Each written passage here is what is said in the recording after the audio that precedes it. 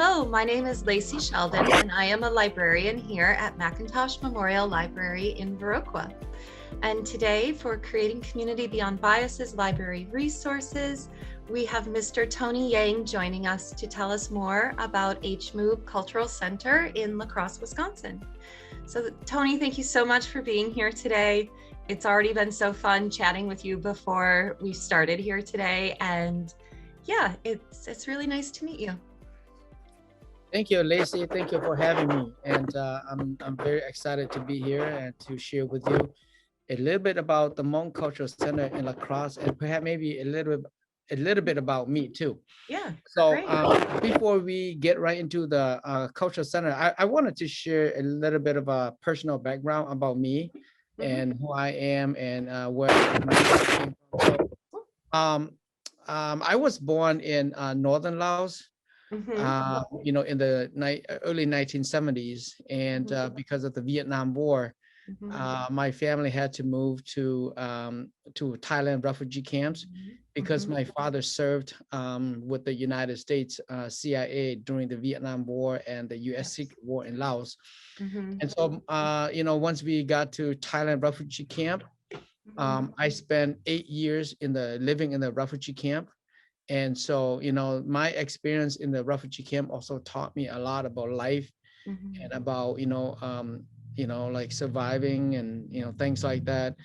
And so, after 8 long years in the refugee camp, my parents decided that, we need to do something. And so they registered my family to come to the United States. And so in 1987, after going through the interview process, all the health screening process and all that, my family was granted asylum to come to America. And so my family arrived in LaCrosse, Wisconsin back in 1987, in September of 1987. So I was about 15 years old.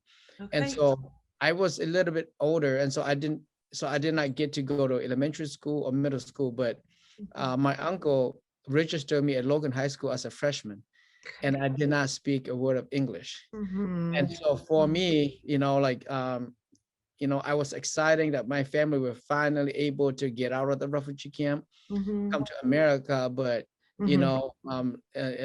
like life in America, was so challenging because we didn't speak the language, and my first 6 months of schooling, I sat at a desk by myself because I gotta learn my ABC, my 1, 2, 3, and then it wasn't until 2 years later that I was transitioned into mainstream classes.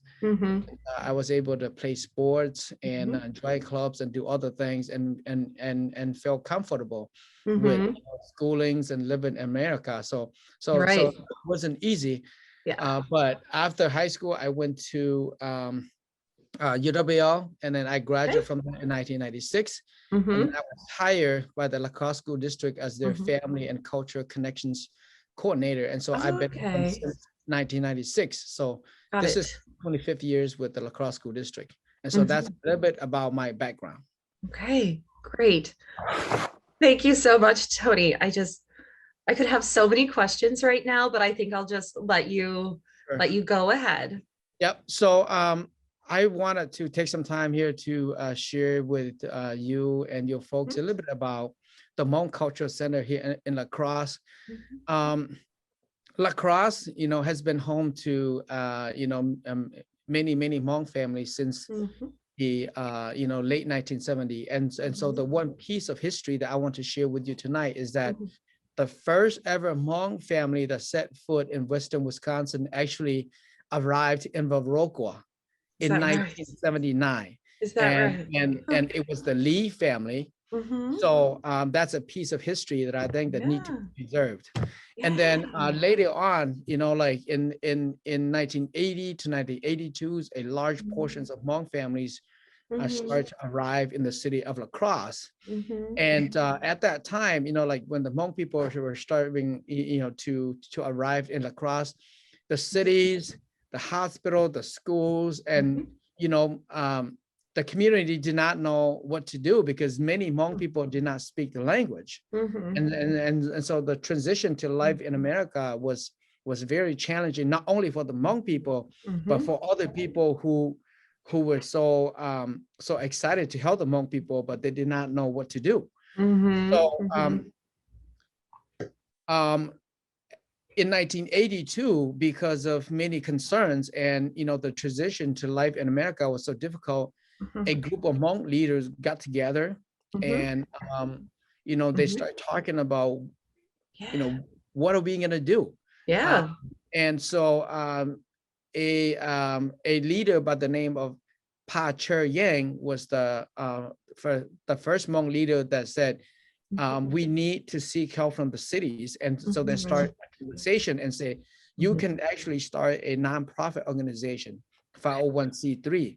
And then you can offer services, you can offer programmings to help the Hmong people and any other Southeast Asia people that are coming to LaCrosse, and maybe help with them transitioning to America life, like learning how to drive, learning how to get a job, how to live in America. And so they did that. And so they came together. And so they created the first ever Hmong Mutual Assistance Association back in December of 1982. And so that organization has been helping a lot of Southeast Asian community in the LaCrosse County. And up until 2005, when the Hmong community decided that facility was too small, and that we need a much better and bigger facility to do a lot of things to help Hmong people do like weddings and funerals and other things. And so the Hmong people came together and they started generating ideas about what can we do. So the community decided that we need to purchase a old restaurant and renovate it and use that as a facility for the Hmong community in LaCrosse. And so the Hmong people came together with supports of the LaCrosse community people, like individuals to other organizations, to businesses. People came together, and so the Hmong community was able to purchase a facility that was a former restaurant, and then owned by Dickinson family, and they turned that into a funeral home. But then Hmong people bought the facility, and so they convert that to the Hmong Cultural Center that we are today. And so when that facility was finished, it was renamed to the Hmong Culture and Community Center as we know it today. So that's the history of the Hmong Cultural Center. And I know that not a lot of people know this, but the Hmong Cultural Center in LaCrosse was the first Hmong Cultural Center that was built by the Hmong community in Wisconsin and in the United States.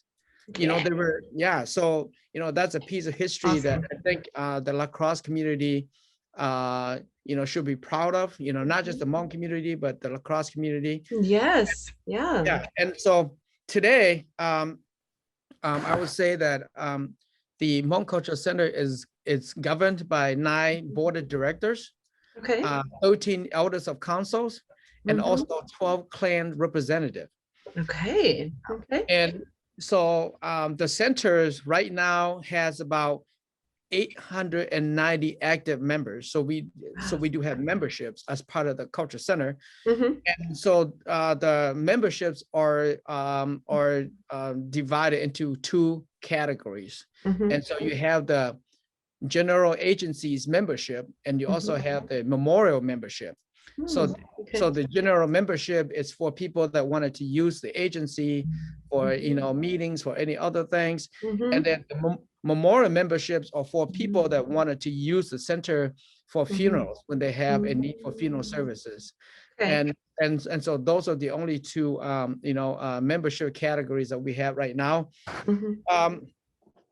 I know that the mission and the visions of the Hmong Cultural Center also changed over time.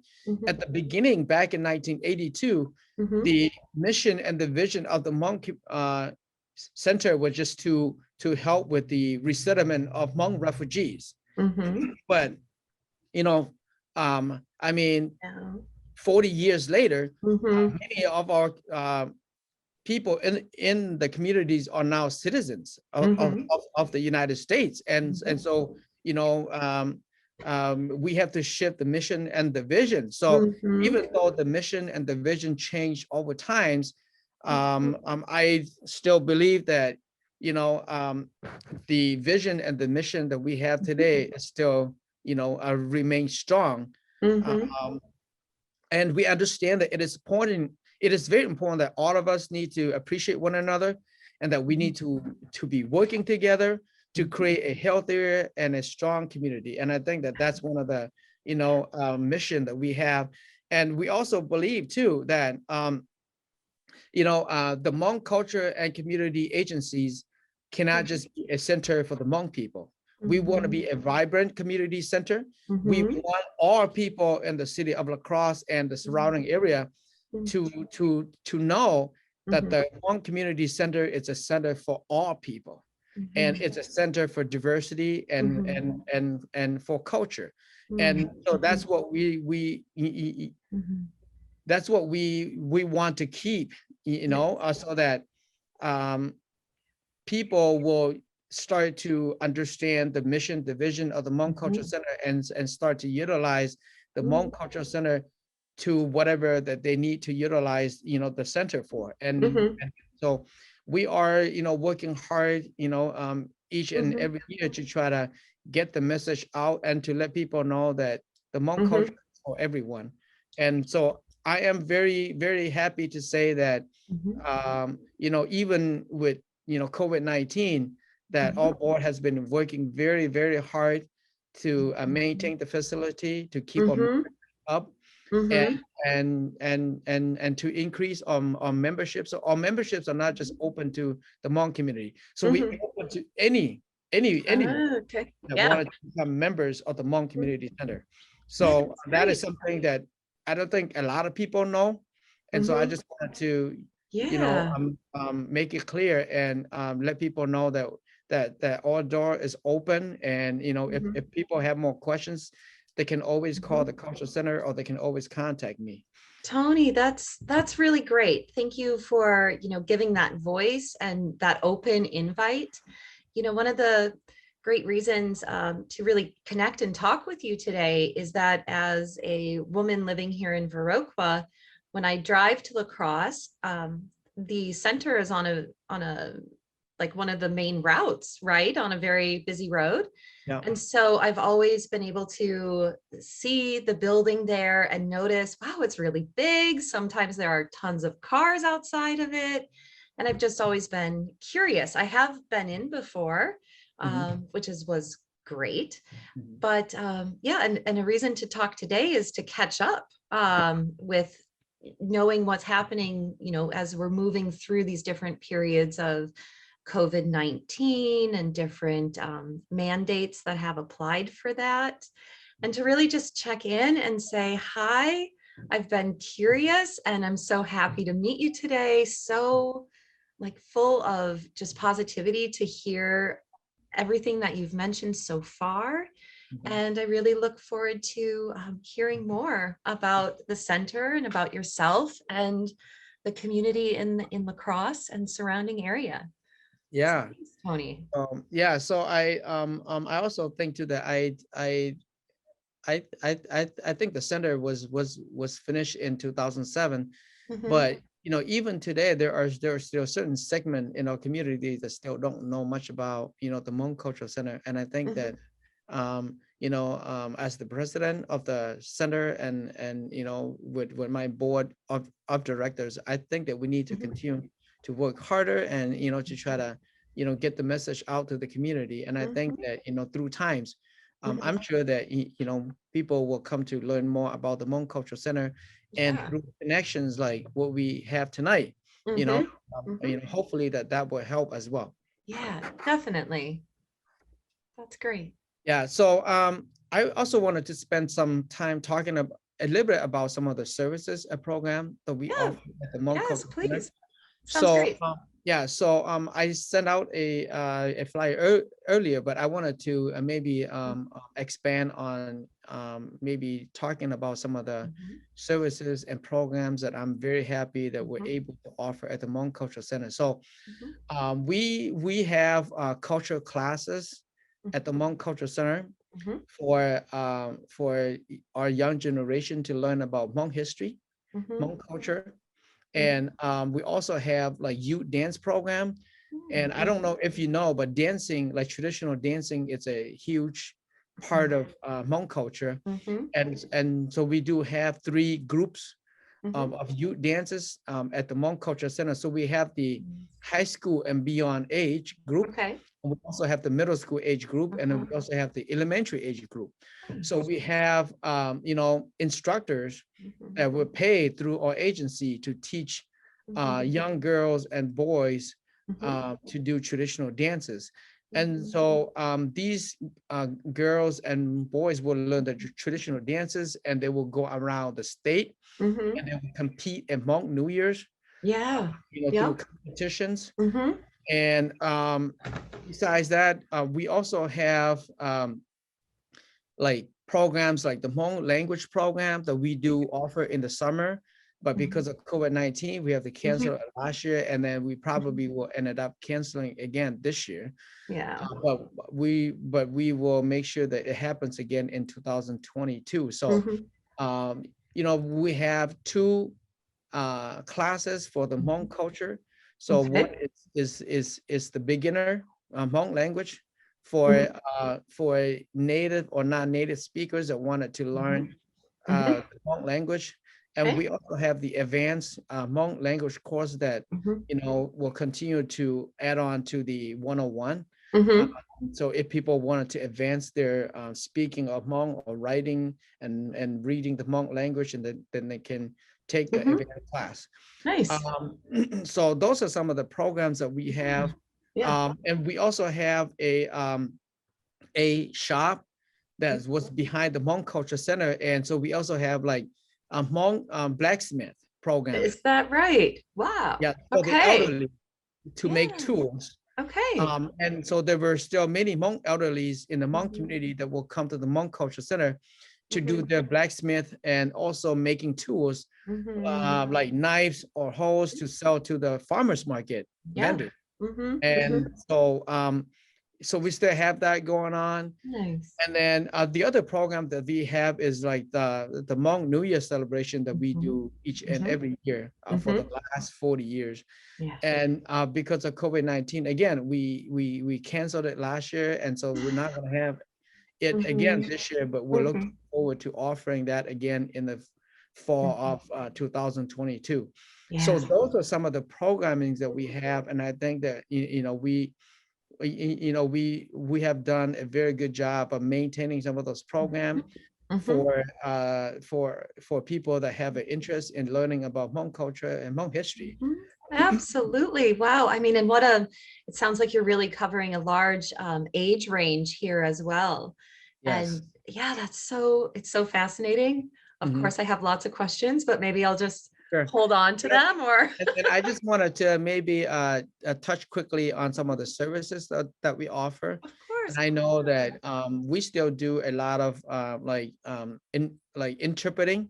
So for the elder generations that might not Mhm, speak the language, if they have any mhm, any mhm, appointments that they need us to mhm, help translate. So we do that, mhm, and we also do translation. So translation is basically, let's say if we have an organization mhm, that have a policies mhm, and they want us to translate in Hmong, we will do that. mhm, And so we also do a little bit of uh, job assistant for mhm. people like employment assistant. Like we Okay. help people fill out applications Mhm, to jobs. mhm, We also help mhm, people write resumes or mhm, like cover letters mhm, mhm, to jobs. And we mhm, also help people with mhm, like a green card renewal, people that mhm, has green card that have expiration date. So we help mhm, them, fill out application and mhm, walk them through the whole process. And we mhm, also help people to get their citizenship. mhm. So people that wanted to, get the citizenship. So we help them, with the application process. We help them even prepare for the civic, test, the history test. Yeah. So we still do that. And Yep. so those are some of the services that we still do. And we also do, from time to time, we do cross-culture trainings to agencies or, like hospitals or school districts that want us to do cross-culture training for their staff. Yes, yes. Those are some of the major stuff that we are doing. And I know that for the last 3 years, we also do a lot of like referrals services. For example, because of COVID-19, we lost our 2 part-time staff. And so we do a lot of referral services. So for example, if people call the Hmong Cultural Center and say, I need help in this area and we can't provide our services, then we refer them to the appropriate services and, getting people to where they need to be. So these are some of the I wanted to touch on. And I guess I will stop right here and see if there's any question for me. Wow, Tony, those services are so legitimate. It's wow, just to really now take in all the different services, cultural classes, and being that center for community and larger aspects of community as well. I mean, incredibly impressive. And hats off to you. Round of applause for being director of this organization. Truly, it's a real standout, how important it is for those services to be applied. Myself, I am a native English speaker. And so I've attempted to learn other languages throughout my lifetime. And that's no easy thing. That takes a lot of energy and time. And despite all of that, I know that I'm smart and intelligent and capable. And it's just crossing that, through that, over that line of barriers of speech that I have. And so I just, not in any way do I understand to any degree or capacity that other people would, because I've never actually been able to learn that other language extremely fluently, and just also having some other times of being immersed in other cultures around the world and what that feels like to, really need to relearn how to walk down a street or something like that. The world is a very big and large place, and things are very different when you're outside of this particular region. Yes. And so I guess in saying all of that, it's just an extreme respect for the cultural center and the community. Thank you. And the larger community. So yeah, so I would say though that even though the Hmong has been here for like 46 years, like our transition to life in America, it's not over yet. And I know that the struggles continue, but I think that, we have made so many, progresses over the years. And it's so good to see our community, change over time and make some positive gain, and I think that the center is and it's moving in the right directions, and the center continue to flourish. And I think that that's very good, not only for the Hmong community, but like you mentioned, for the larger community. Yeah, absolutely. So those 46 some years, that's first generation for sure. Second generation, are you seeing now in community and families moving into their third, maybe fourth generations? Is that right?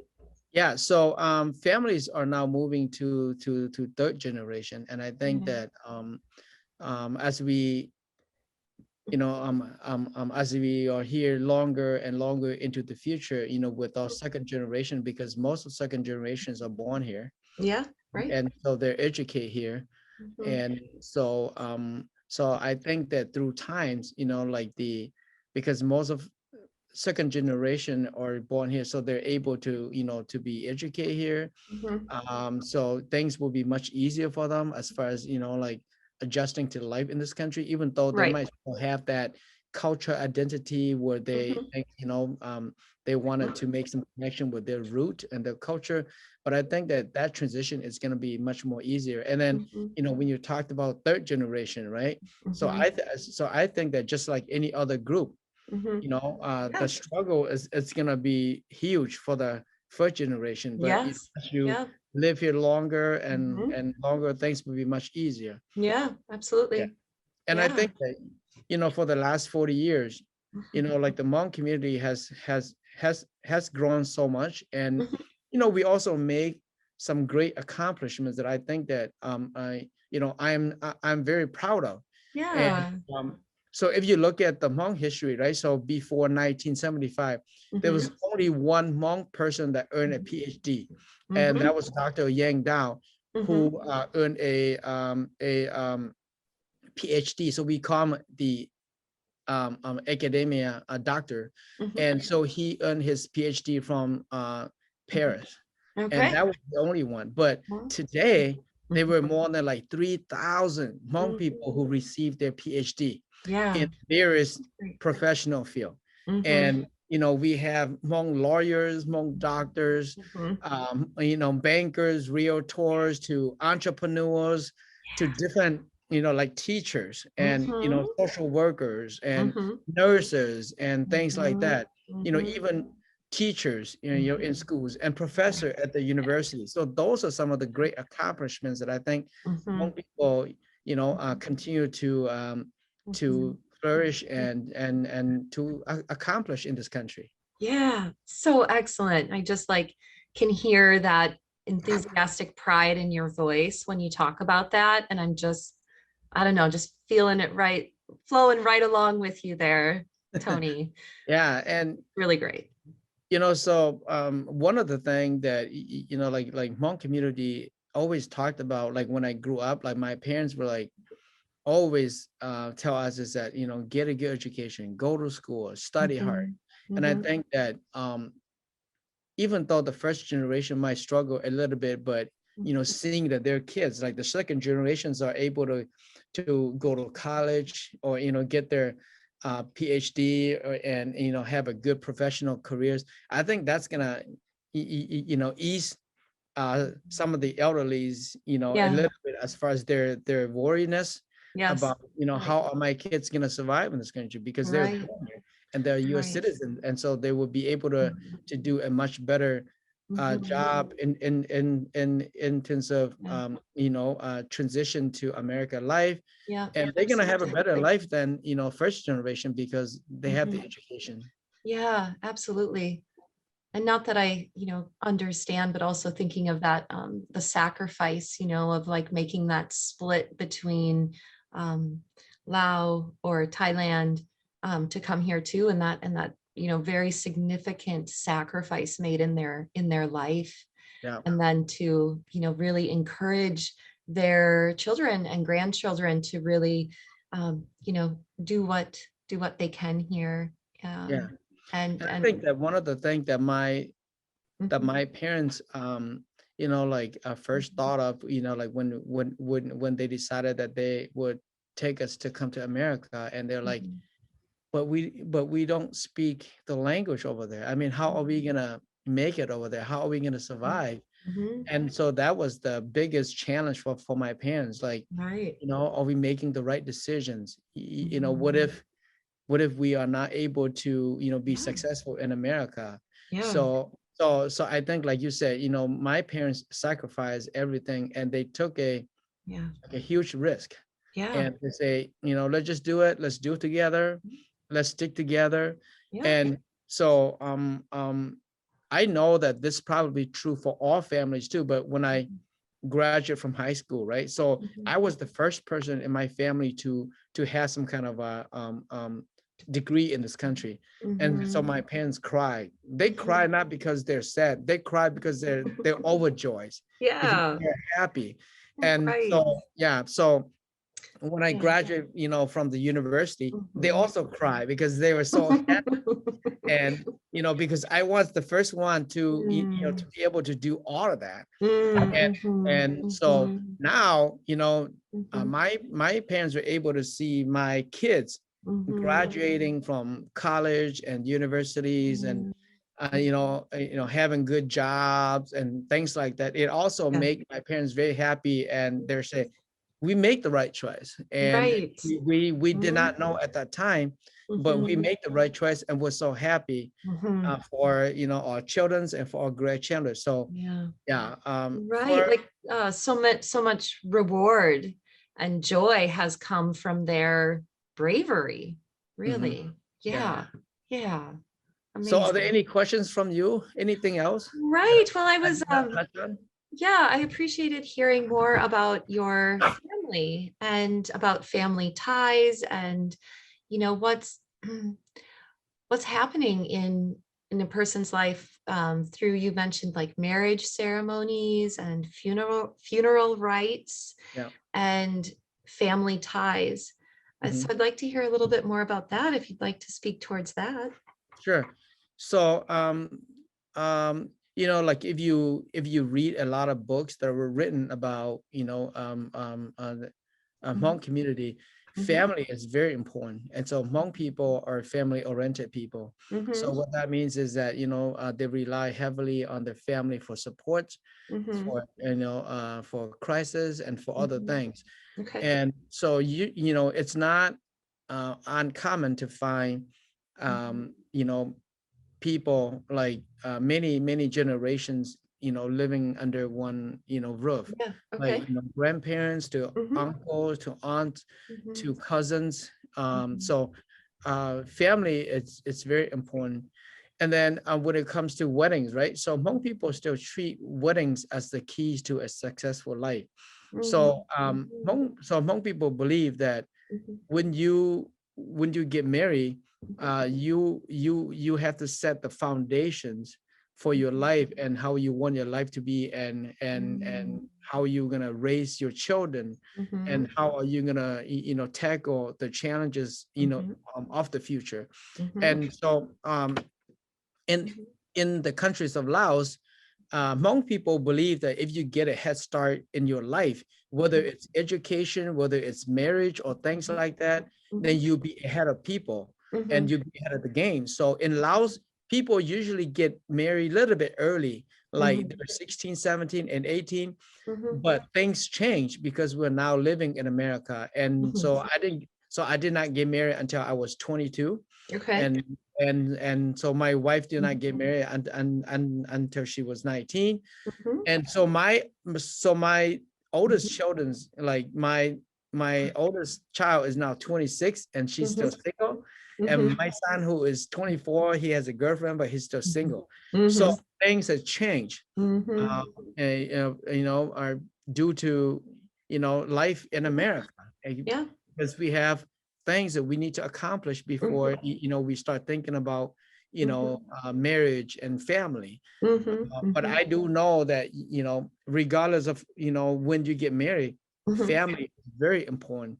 And Mhm. also that family obligations, like for Mhm. example when you talked about funeral, right? Mhm. So if someone die, Mhm. usually families would travel. It Mhm. doesn't matter, like the distance. If you Mhm. live in California or Mhm. Australia, or sometimes even in Laos or in Thailand, Mhm. Mhm. family will travel, will make Mhm. the long distance travel Mhm. just to pay their last respect to the individual.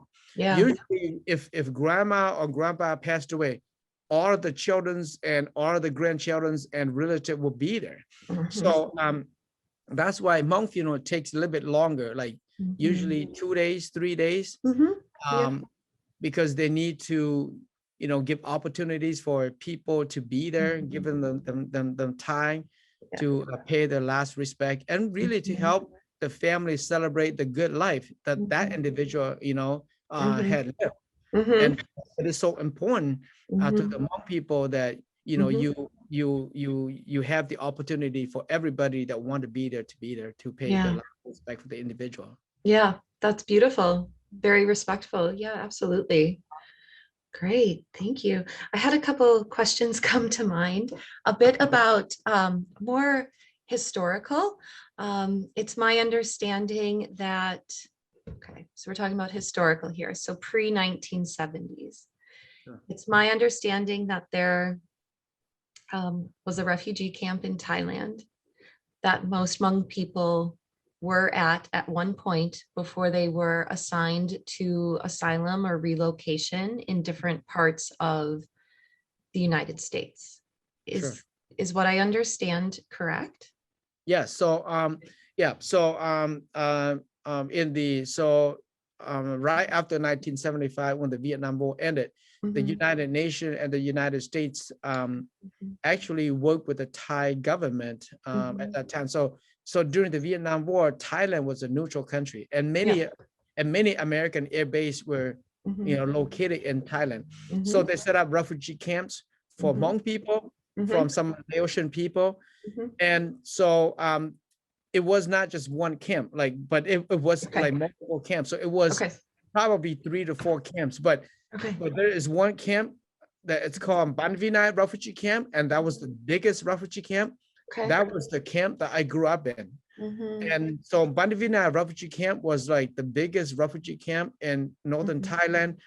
Okay. And it has about maybe like 45 acres of land, but at one Mhm, point in time, mhm. it had probably about like 56,000 people crowded and jammed together Yeah. in that small, refugee camp. Yeah. And so, life in the refugee camp was not, easy. Like, basically, I was telling people that you did not live in the refugee camp. You were surviving in the refugee camp. Okay. Just try to Okay. survive, like day by day. Yeah. Okay, Tony, thanks. Just yeah, just a lot there. You know, thanks, for explaining that Mhm. and giving your personal assessment of that. And with yeah, a lot of consideration towards you and that portion of your life and that time and place in your life, with a lot of humility.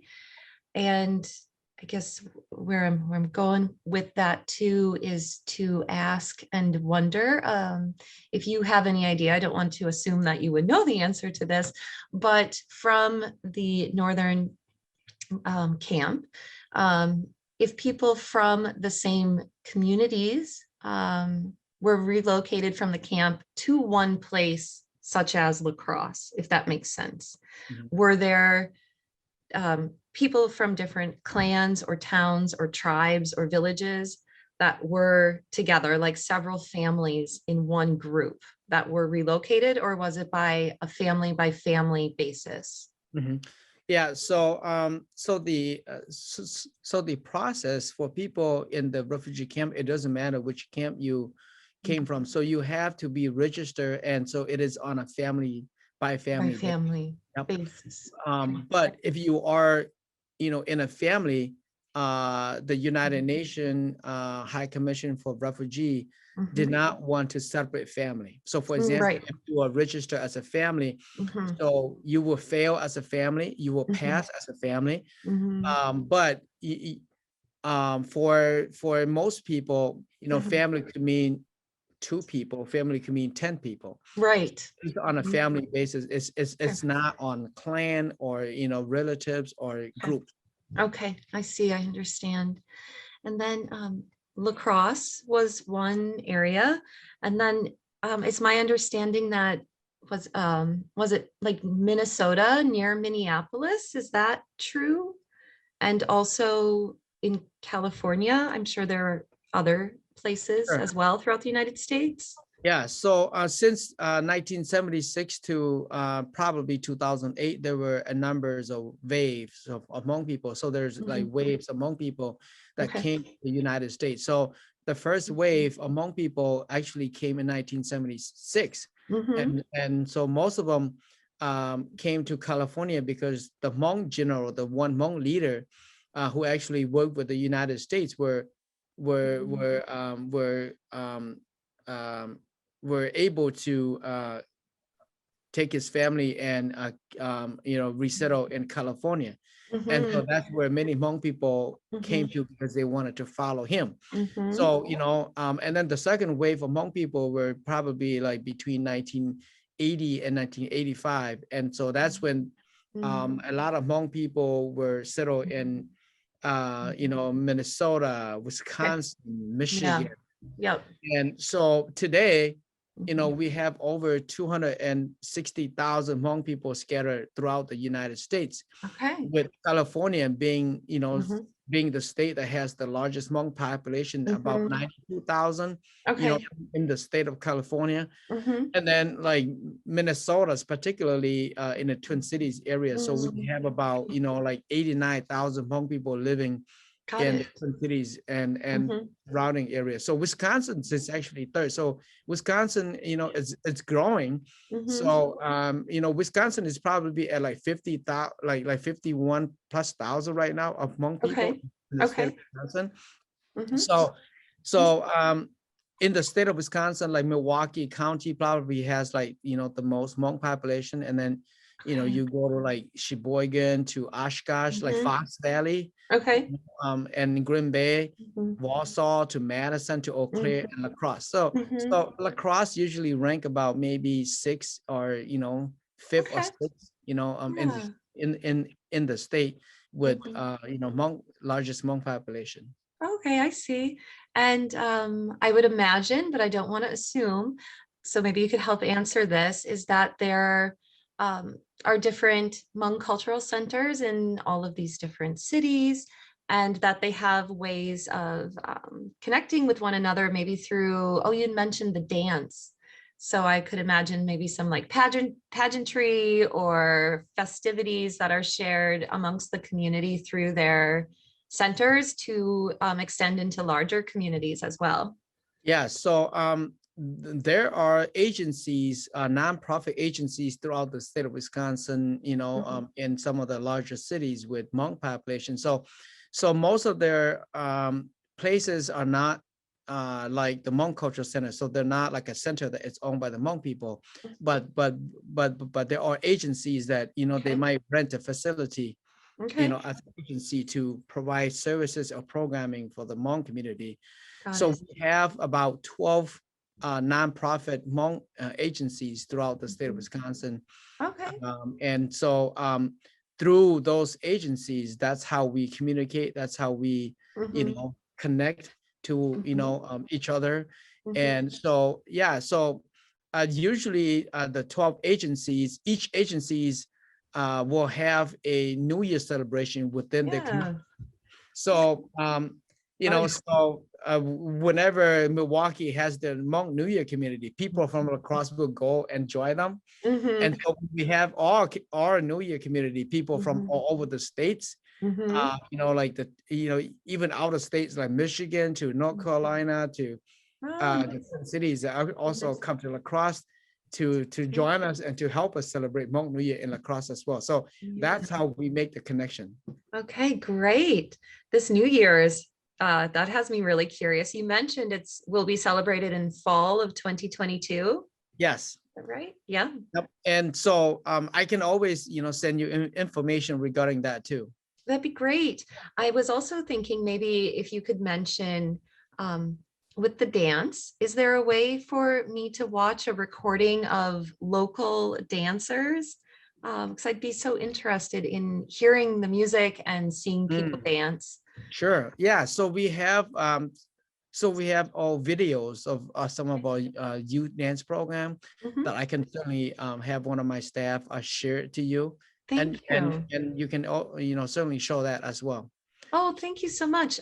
For those who are watching at home, I'll let you know that I have went ahead and asked for permission to put that onto our social media pages. So go ahead and give it a look there as well. Mhm. Good. Yeah, that's great. Tony, thank you for talking. I had one other question. They always pop into my mind. I Sure. always do this because it just happens. Um, the language, how I was thinking that maybe there's more than one common Hmong language. Could you talk briefly about that? Sure. Thank you. Yeah. So the Hmong language, Hmong people, originated from southern China, and so a long time ago there was this belief that Hmong people had a writing script, but again, because of conflict with the Chinese government, and Hmong people were forced to convert to become Chinese, and through that process, Hmong people lost their writing scripts. And so since the Hmong people were forced out of southern China, there were many other people that were trying to create Hmong writing scripts, but they're not very popular. So in terms of Hmong writing scripts, there were a couple of Hmong writing scripts, but the most popular one is the Romanized popular alphabet script that was written by a French missionary and two Americans missionaries back in the 1950s. And they created that writing script and that language is because they want Hmong people to be able to read the Bible. And so it took them almost like 3 years. They went to Hmong villages, they sat down with Hmong elders, and they listened to how they speak, and they came up with a language. And so it's called, today it is called the Hmong RPA writing system, the Romanized popular alphabet. Really? So Okay. yeah. So basically they use the Western alphabets like A to Z. And so they use about 56 consonants, and they use 13 vowels, and they use 8 tonal markers to create the Hmong language. And so when you think about that, you say, oh, why so much? But it is not a very complicated language. And so, it is a tonal language, so for someone that don't know much about the Hmong language, it might take you like 3 months to learn how to read and write and speak Hmong. Let's say, for example, because you have a degree and you have been through schools, right? So for you it might be faster. But yeah, so, and other people have experience learning a foreign language, right? So learning Hmong, it's not going to be that easy. So I speak 4 languages, right? So I speak Hmong, my native language. I speak Laotian, I speak Thai, and I speak English, and I speak like I would say street Chinese, and like I can get by with my Chinese because I self-taught myself. So if I go to China and I go to the like street, I'll be able to get around and buy stuff, but I'm not very fluent in Chinese. And so Hmong language is the easiest language to learn. So if people have any interest in it, contact the Hmong Cultural Center too. Well, Tony, your street Chinese is probably pretty similar to my street Norwegian. I've been learning Norwegian little by little. So hey, if we're in Norway, we'll probably make it. If we're in China, we'll probably make it. That's so funny. Oh, cool. It's always, as a librarian, I'm always interested in asking about the language, about writing, about story tales. Is it true that there's also a story tale aspect to Hmong culture where story tales are important to people? So it's so we call like folk tales and things like that, and there's always stories about legends and things like that, and so Hmong culture is much more than Hmong families and Hmong food and things like that. It's always about of folk tales. It's about music. And music is a huge part of Hmong culture as well. So we got, a variety of games, variety of like musics, and so that is also a huge part of Hmong culture. Absolutely. And for those who are or watching at home, to let you know too that the library, Macintosh Memorial, has been in pursuit of ordering more um, albums produced and played by Hmong musicians and local as much as possible. And we're also expanding our own youth and teen and adult collections as well, to certainly be looking for local authors and to put to know the story tales that are so important to our neighbors and friends in the area. So yeah, that's a part of what we're doing here at the library as well. Good. Good. Yeah, yeah. Well, Tony, thank you again so much. Just an hour has just gone by so wonderfully. I'm just really so genuinely and authentically happy to meet you and to hear what you had to say today. So Sure. thank you again, Tony. Do you have any closing thoughts or remarks that you'd like to put out there? Yes.